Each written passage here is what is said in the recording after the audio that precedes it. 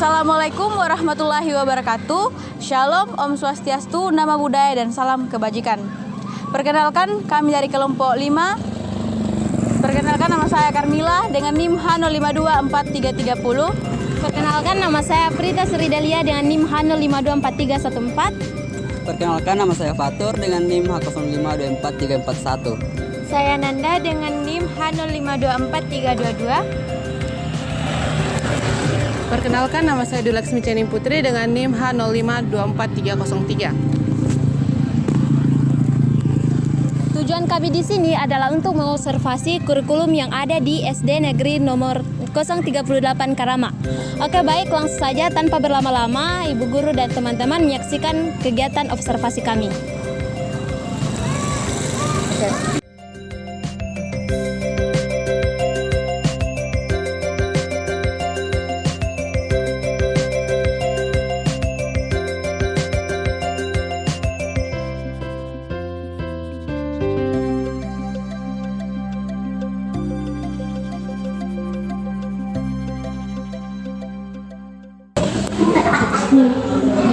Jadi ada beberapa pertanyaan Ibu, mungkin bisa.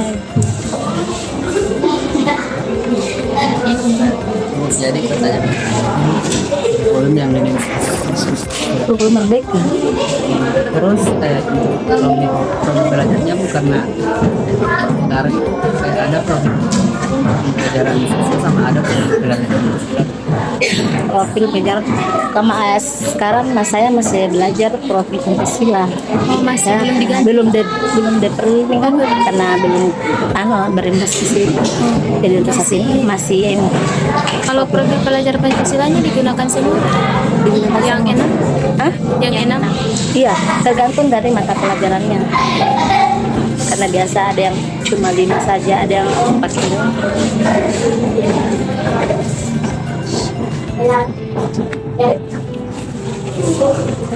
Kelima kan ada 5. Iya.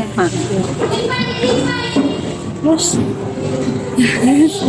Jadi kan ada capaian-capaian yang harus dicapai. ya, Ada capaian pembelajaran. Jadi apa bisa dijelaskan apa saja capaian pembelajaran? contohnya fase C. contohnya bahasa Indonesia. Iya, contohnya bahasa Semua mata pelajaran. satu-satu.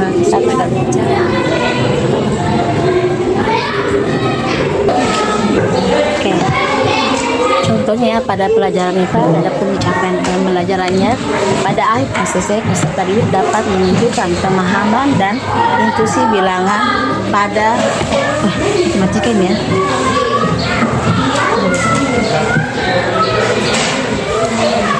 Matematikan saya ambil yang IPA saja.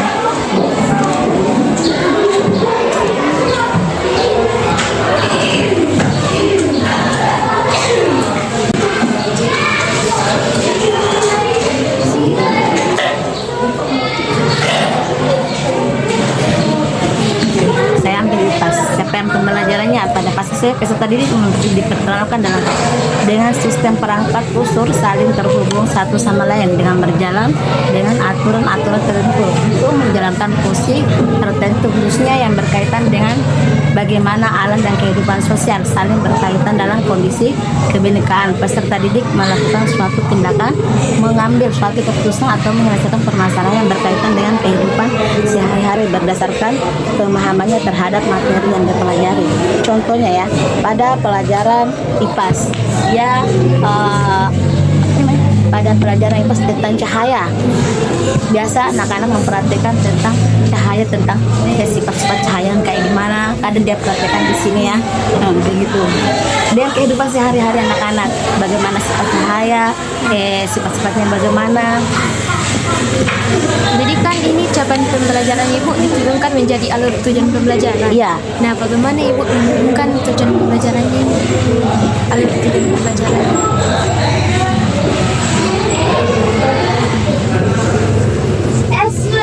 Nah, misalnya apa yang pertama kali diajarkan terlebih dahulu, dan setelah itu dari capaian pembelajaran yang digunakan.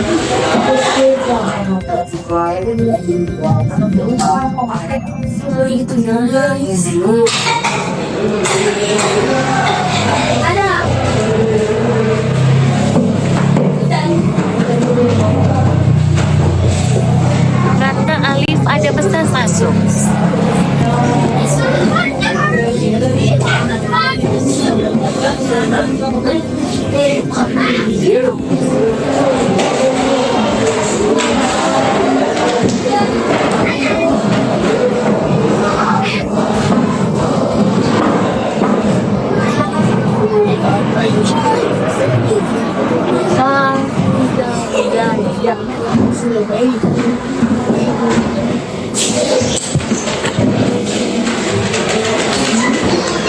CPP berdasarkan elemen.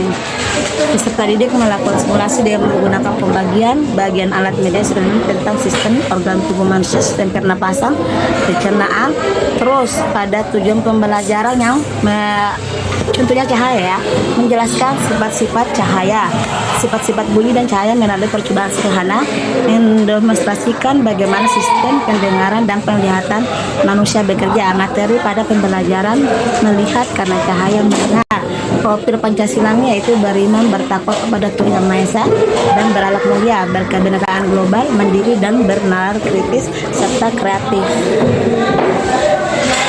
Terus adapun menganalisis hubungan antara makhluk hidup pada suatu ekosistem dalam bentuk ini, mata pelajarannya pada harmoni dalam ekosistem. Biasa dia tujuan pelajarannya menganalisis hubungan antara makhluk hidup pada manusia pada suatu ekosistem dalam bentuk jaring-jaring makanan. Terus mendeskripsikan proses transformasi antara makhluk hidup dalam suatu ekosistem, mendeskripsikan bagaimana transformasi energi dalam suatu ekosistem berperan penting dalam menjaga keseimbangan alam. Itu pada pelajaran ekosistem, harmoni dalam ekosistem. Jadi yang paling terakhir itu diajarkan ekosistem. Enggak, itu bab 2. Jadi bab maksudnya pertama itu cahaya. Bab pertama cahaya, bab 2 ekosistem. Bab 2 ekosistem. Bab 3. Sekarang bab 3 karena ini kan baru semester awan pertengahan semester. Kemudian bab 4-nya? Bab 4 belum. Belum. Karena belum diane. Bab 4, bab 3 ini yang dipelajari sekarang anak magnet listrik dan teknologi untuk kehidupan. Untuk pelajaran IPAS. Bab pentingnya belum karena belum sampai semester 1. Kalau dia anunya kan ada 8 bab. Berarti dalam satu semester itu yang harus dipelajari terbanyak itu adalah 4 bab. Bab 1, bab 2, bab 3 dan bab 4. Jadi belum ditentukan Ibu bab 4-nya mau dipelajari. Iya, sudah ada dalam bab 4. Tapi belum sampai ke situ ya. Sekarang masih bab 3. Kalau bab 4 nanti kita akan pelajari tentang ayo berkenalan dengan bumi kita. Bab 5-nya? Bab 5-nya bagaimana kita hidup dan bertumbuh. Terus bab 6-nya Indonesia Kaya Raya.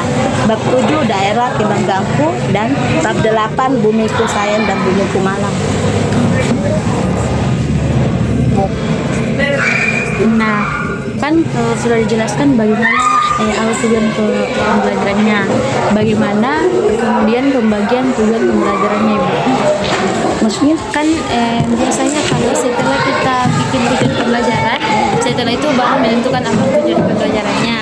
Nah setelah itu biasanya kan katanya dulu kelas 5 dan 6 itu duduk bersama, kemudian yang dari capaian pembelajarannya tadi dibagi yang mana tujuan pembelajaran yang cocok untuk kelas 5, yang mana untuk kelas 6 Ibu dari tujuan dari capaian pembelajarannya tadi. Ratna Alif ada pesan Tadi masuk. capaian pembelajarannya untuk fase C. Nah, mana yang kemudian diajarkan di kelas 5, mana yang kemudian diajarkan di kelas 6?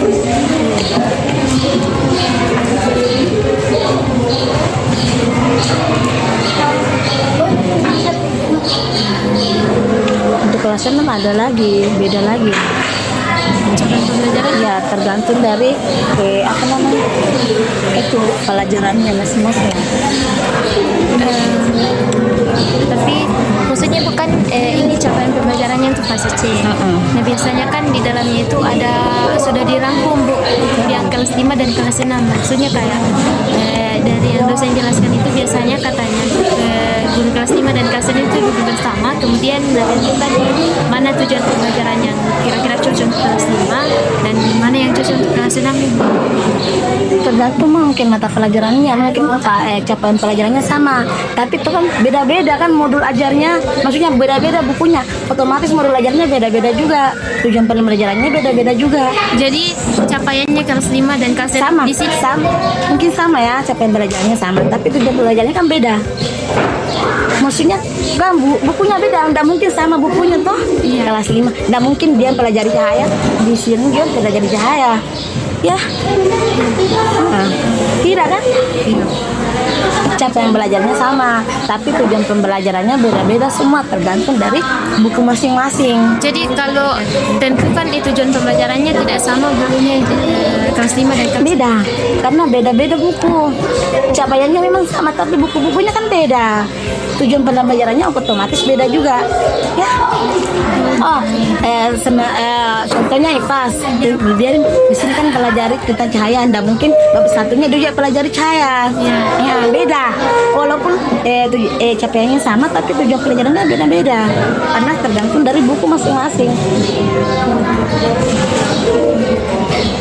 Jadi dari buku Ibu yang saya dari buku memang panduan Bu untuk mengajar. Iya, panduan buku kan. Karena kan yang dosen kami jelaskan Ibu kayak capaian pembelajarannya itu sama. Terus kalau misalnya kata alif ada kelas 5 misalnya diajarkan cahaya, kemudian kita lihat lagi dari tujuan pembelajaran yang telah kita buat. Kalau misalnya kelas 6 ekosistem misalnya diajarkan Ibu.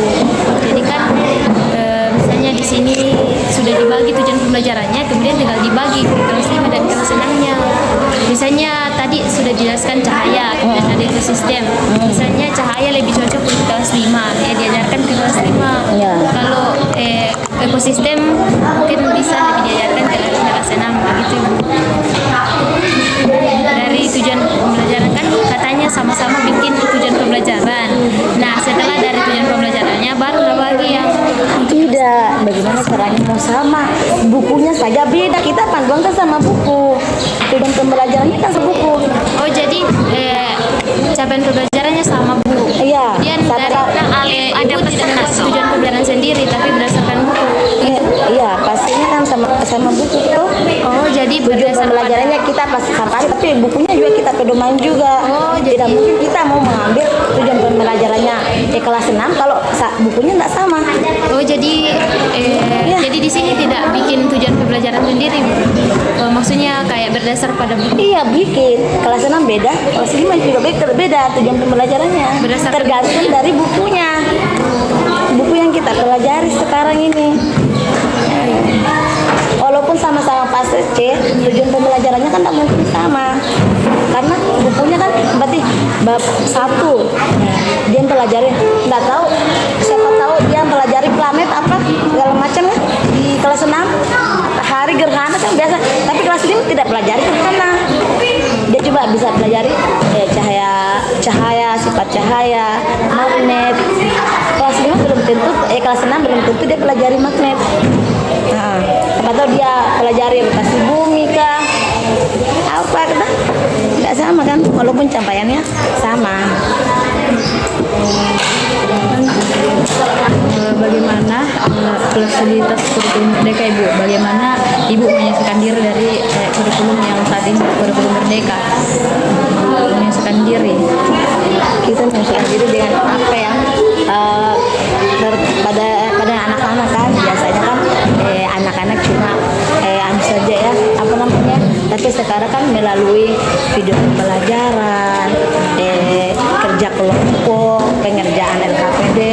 Dulu kan cuma anu saja, karena apa ya, kayak dibilang apa ya, dia cuma mengartikan kena menjelaskan. Sekarang kan kalau kurikulum Merdeka dia menggunakan media pembelajaran kayak laptop, proyektor, video-video ditayangkan di atas kan. Terus anak-anak ini mengamati video itu, setelah mengamati ditanyakan lagi sama anak-anak apa yang kalian pelajari, apa yang kalian lihat video itu. Setelah itu kita suruh untuk kerja kelompok. Habis kerja kelompok kita suruh lagi untuk mengerjakan LKPD. Apakah ada kesulitan dari tergantinya kurikulum ini, Bu? Bagaimana maksudnya itu misalnya ada kesulitan yang dialami kayak menyesuaikan diri? Ada juga kalau kita ini ya tergantung dari kita masing-masing juga. Kalau saya sendiri sih untuk kurikulum itu bagus ya, karena selain ini anak-anak juga bisa langsung melihat dengan video langsung ya, bisa video tentang pembelajaran yang ada di buku, bisa dia lihat kok tanpa harus ini, bukan dia cuma lihat, cuma mendengarkan saja ya, cuma mendengarkan saja, dia juga cuma melihat video kejadian-kejadian nyata yang ada di lingkungan sekitar ya, begitu. Jadi anak-anak biasanya lebih paham kayak begitu daripada cuma menjelaskan saja. Anak-anak kadang lupa. Kalau cuma dijelaskan saja, tidak melalui ini video atau kehidupan nyata kan. Apakah Ibu menggunakan pembelajaran diferensiasi? Kadang saya melakukan ikan diferensiasi biasanya melalui produk ya, proses biasa saya menggunakan konten, melalui konten ya. Contohnya biasa saya lakukan itu pada itu kayak tadi kan, melalui proses saya mengajak anak-anak untuk menonton itu kan termasuk konten sama ya. Saya mengajak anak-anak untuk menonton video. Habis menonton video, anak-anak mengamati video, bertanya dan mengamati video yang saya tayangkan tadi. Habis itu mereka saya suruh untuk melakukan kerja kelompok. Habis melakukan kerja kelompok, ya anak-anak disuruh untuk presentasi ya. Itu kan hasilnya semua produk ya, presentasi. Habis dipresentasikan, saya suruh lagi anak-anak untuk mengerjakan evaluasi terakhir sebelum penutupan pembelajaran ya. Kalau dari diferensiasi kontennya Bu, kayak dibagi juga siswanya, ada yang materinya. Iya, ada yang kayak begini ya, ada yang melalui kemampuan siswa kan, ada yang suka menggambar, ya kita bagi kelompoknya. Ada yang suka menonton video, ada yang suka menempel-nempel atau bagaimana itu kan, Kalau di sini ada pembagian materi berdasarkan tingkat kemampuannya Bu, kayak kalau ada yang setengah paham. Ya tergantung, biasa itu saya kasih anak-anak yang tidak terlalu paham, saya kasih soal yang mudah. Kalau yang sudah ini saya biasa kasih soal yang agak-agak sulit ya, karena semua anak tidak mempunyai kemampuan yang sama. Ada yang lambat loading ya, kadang yang lambat loading, kadang di sini Bu saya sudah paham, sebelah lagi saya belum, bagaimana, tapi kan bahasa di sini pakai bahasa Mandarin. Dapat mengerti kok ini secara anak, dapat mengerti kok. Yang satu mengerti apa, ada yang cepat tangkap, ada yang kurang ini, jadi tidak sama. Biasanya pelajarannya saya ini biasa, kalau yang ini saya kasih 5 atau 3 nomor, yang ini saya kasih 8. Materinya sama juga. Iya, materinya memang sama, tapi soalnya beda. Ada yang lebih gampang, ada yang susah. Bagaimana penilaian asesmen formatif? Asesmen formatif itu melalui KPD. Kalau biasanya kalau kerja kelompok ya, saya menilai kerjasamanya, orang yang aktif bekerja, keaktifannya, kerjasamanya sama anak dalam kerja kelompok. Ada juga tanya jawab atau kuis Biasa, saya tampilkan biasa kuis. Saya biasa pakai wall untuk menampilkan kuis. Saya juga kadang pakai Canva untuk kuisnya. Itu saya biasa pakai itu. Kalau prinsip atau pedoman dari penerapan kurikulumnya itu seperti apa? Kayak pedoman untuk menjalankan Kursnya kayak gimana? Misalnya kan ada tadi saya lihat prinsip-prinsip pendekatan deep learning. Dari sini juga bagaimana prinsip atau pedoman yang kita gunakan dalam Deep learning saya belum deep learning. Kemarin saya saja ada apresiasi. Deep learning saya belum masuk. Belum saya maksudnya belum ada penyembasan sampai ke sini kan. Kemarin ada dari dinas apa ya, yang ikut sekolah-sekolah yang ikut beda deep learning, tapi belum sampai ke situ. Jadi saya belum ini karena saya memang belum tahu juga ya kayak gimana. Mungkin saya mengajarkan karena saya belum tahu juga, belum paham tentang diklat ini. Jadi prinsip-prinsip atau pedoman tak dalam melaksanakan kurikulum merdeka itu Masih ini. Iya, kurikulum merdeka masih yang lama. P5. Saya belum daftar nih, masih P5. kemudian Ibu landasan apa yang digunakan oleh kurikulum yang digunakan bisa landasannya kayak kan ada landasan filosofis, sosiologis kan biasa itu kayak ada landasan sosiologis yang berhubungan dengan masyarakat kemudian ada juga landasan kultural yuridis yang kayak berhubungan dengan hukum Mungkin berhubungan dengan ya alam ya. iya ada juga yang berhubungan dengan masyarakat ibu berinteraksi dengan masyarakat So, kayak dia ya, kayak lingkungan sekitar ya. Biasa kalau anak-anak saya kasih tugas biasanya kan di PS IPAS ada tentang menanyakan tentang budaya aku. Biasa saya tanya-tanya sama anak-anak, aku coba tanya sama teman kampung atau nenek-nenek kalian yang dahulu begitu. Biasa saya kayak begitu anak-anak ya. Coba cari tahu bagaimana dulu lingkungan di sini, bagaimana dulu keadaannya, apakah sama seperti dulu, sekarang sama dulu sama gitu. Otomatis jawabannya kan beda, tidak sama kan. jadi hampir semuanya digunakan Iya. landasan yuridis juga yang tentang Kalau hukum kan dia ini pelajari PKN, iya. Apalagi tampang kayak kemarin ini saya masih pelajari dengan norma-norma agama, norma hukum, norma kesusilaan. bagus jaringannya di sini Bagus. jadi tidak ada kendala di Tidak ada dunia kendala untuk pelajaran ini, tidak ada kendala karena di sini juga ada wifi. kendalanya apa aja di sini Hah? kendalanya apa Cuma biasanya sih sumurnya belum terlalu ini ya, masih ini belum bersih. Itu saja. Kalau masalah wifi jaringan bagus. kendala dalam menerapkan kurikulum merdekanya Tidak ada. Karena semenjak anak-anak pelajari kurikulum merdeka lebih paham. tapi kayaknya di sini masih pakai bahasa daerah Iya, di sini masih pakai bahasa daerah, masih pakai panggil puang, bahasa anunya kan, pakai mana sih? Di sini masih bahasa daerah. dalam kelas pakai bahasa daerah juga Kalau saya mengajar, saya pakai bahasa Indonesia. Tapi kalau ada anak-anak yang belum paham tentang bahasa Indonesia, saya campur dengan bahasa Mandarin. oh masih ada yang berpaham bahasa Indonesia Ada mungkin kelas 1, kelas 2 begitu, tapi kalau kelas ini kan sudah paham semua tentang bahasa Indonesia. mungkin sudah cukup itu Oh, mohon ya. maaf diganggu mungkin Tidak, sedang belajar Enggak, sementara kan ini kan sekarang ke-5. Jadi saya suruh buat untuk menghias kelas. Ini baru sudah ditempel-tempel tadi. Karena belum ini kan belum terlalu di semua tuh. Saya suruh menghias kelas. Biasanya ke-5 saya suruh bikin apa karya-karyaan begitu kan. Tapi yang saya dulu bikin hias kelas dulu. Karena belum. Iya, ke-5.